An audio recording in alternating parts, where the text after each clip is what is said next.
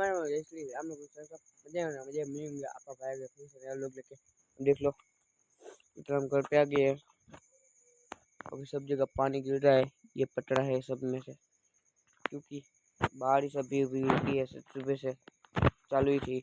आज हम सुबह स्कूल भी नहीं गए थे क्योंकि बारिश चालू थी, इसलिए।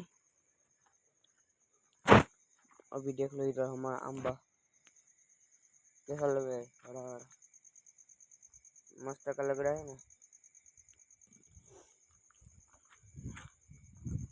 इधर इसलिए बत्ती करता हूँ, इधर कोई सांप बाप नहीं है ना, वरना पीछे से आके 10 ले तो क्या करना चाहिए, क्या होगा कुछ जेड़ी और चीज तो क्या हो सकता है यार।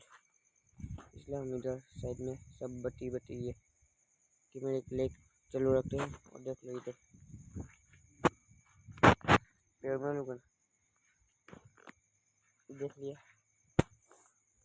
आज का लोग इधर करते हैं, कल का लोग देखना मन भूल लगी क्योंकि आज हम जाने वाला थे ना वहाँ पे वो तालाब सब देखने, क्योंकि आज बारिश आ रही देखने नहीं गिरे।